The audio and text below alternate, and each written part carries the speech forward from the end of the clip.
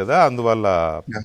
Advocates మీరుంటే Sir. బాగుంటుందండి. ఎందుకంటే ఎవరు పడితే ఆడు ఉంటే మళ్ళీ అది ఎటో పోతుంది Yes, కదా. yes, correct, sir. రైట్. ఇక్కడ ఇష్యూ ఏంటంటే నేను అది చదివి వినిపించాను కూడా, ఆర్డర్ చదివి అవునవును వినిపించాను. సార్. మీకు మీ అవునండి. నోటీస్లో ఉంటుందిలే, మీకు ముందు ఎస్, ఎస్, అవునండి. మీకు సర్క్యులేట్ అంటే సార్, అవుతుంది కదా. ఈ సో సర్క్యులేషన్స్ కంటే ముందు ఇంకొక విషయం కూడా నేను చెప్పాలి సార్. మన ఉమేష్ కూడా ఇక్కడే ఉన్నాడు. ఉమేష్ ఒక పిల్లు వేశారండి. ఆ పిల్లులో బిఆర్ నాయుడు ఉమేష్ ఇంకా యాడ్ అవ్వలేదు. యాడ్ అవ్వలేదా? Okay. BR Naidu versus state of Andhra Pradesh అని చెప్పేసి ఒక పిఏఎల్ ఉంది. ఆ పిఏఎల్ కూడా కోర్టు చాలా కేటగారికల్ గా మీరు చెప్పిన అంశాలు ఏవైతే ఉన్నాయో గైడ్ లైన్స్ అనేది ఇచ్చింది. ఎందుకు ఇచ్చింది అనేది కూడా నేను మీకు ప్రజలకు కూడా చెప్పే ఎక్స్ప్లెనేషన్ చేస్తానండి. బేసికల్ గా పోలీస్ వాళ్ళు తప్పులు చేస్తూ ఉంటారు. ఎందుకంటే వాళ్ళకి వర్క్ ప్రెజర్ ఉంటుంది, రకరకాల ప్రెజర్స్ వల్ల సమ్ టైమ్స్ క్లరికల్ ఎర్రర్స్ కానీ లేకపోతే హ్యూమన్ ఎర్రర్స్ కానీ జరిగే సందర్భాలలో జుడిషియల్ కి పవర్ ఇచ్చారు. ఏదర్ మీరు అరెస్ట్ ని యాక్సెప్ట్ చేస్తారా, రిజెక్ట్ చేస్తారా, లేకపోతే నిజంగా నీడ్ ఉందా ఈ యొక్క అక్యూజ్డ్ ఎవిడెన్స్ ని కానీ విట్నెస్ లను కానీ లేకపోతే కంప్లీట్ గా ఇన్వెస్టిగేషన్ ని డైల్యూట్ చేసే విధంగా ఏమైనా పాల్పడతారా ఏంటి, ఇవన్నీ డిస్క్రిషనరీ పవర్ ఎవరికి ఇచ్చిందంటే మెజిస్ట్రేట్ కి ఇచ్చింది. ఈ మధ్య కాలంలో సిరీస్ ఆఫ్ ఇన్సిడెంట్స్ మనం చూసుకుంటే సుప్రీంకోర్టులో కూడా ఈ చర్చలు ఎందుకు వచ్చాయంటే జుడిషియల్ మెజిస్ట్రేట్ దగ్గర నాన్ అప్లికేషన్ ఆఫ్ మైండ్ అనేది మేము రెగ్యులర్ గా యూజ్ చేస్తుంటాం.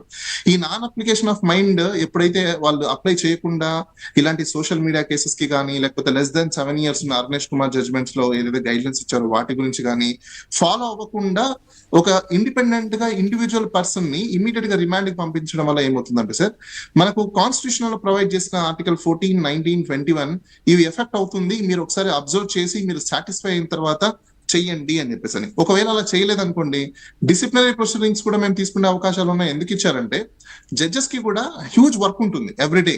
మనం ప్రాక్టికల్ గా చూస్తుంటాం. పోలీస్ వాళ్ళు అరెస్ట్ చేస్తారు, తీసుకొస్తారు, జస్ట్ ముందర నిల్చోబెడతారు, వాళ్ళు అయిపోయిందా రిమాండ్ టకటగా చేసేస్తారు. అలా చేయకుండా కొన్ని అఫెన్సెస్ లో అంటే లైక్ సోషల్ మీడియా అఫెన్సెస్ కావచ్చు, లేకపోతే ఈ పోస్టింగ్స్ కి సంబంధించిన కావచ్చు, వీటిలలో నెంబర్ ఆఫ్ టైమ్స్ ఎందుకు వీళ్ళు ఇలా తీసుకొచ్చారు అంటే నెంబర్ ఆఫ్ టైమ్స్ అఫెన్స్ చేసి ఉంటే వాళ్ళని రిమాండ్ కి పంపించే అవకాశం అంటే అప్పుడు మైండ్ అప్లై చేయాలి.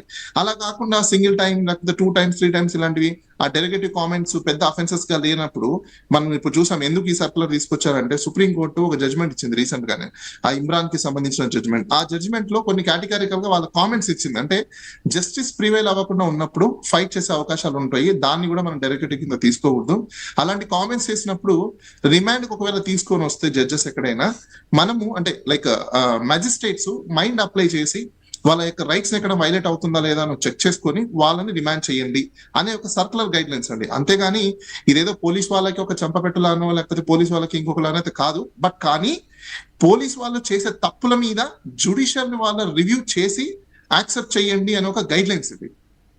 ఎస్, డెఫినెట్గా సూపర్విజన్ ఉంటుందండి, లేకుండా ఎట్లుంటుంది?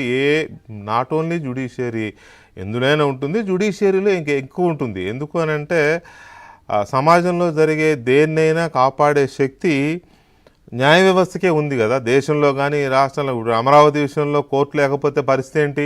న్యాయ వ్యవస్థ ఉండబట్టే అమరావతి ఆ రకంగా ఇవాళ బతికుంది, లేకపోతే ఎప్పుడో చంపేసేవాడు జగన్మోహన్ రెడ్డి గారు.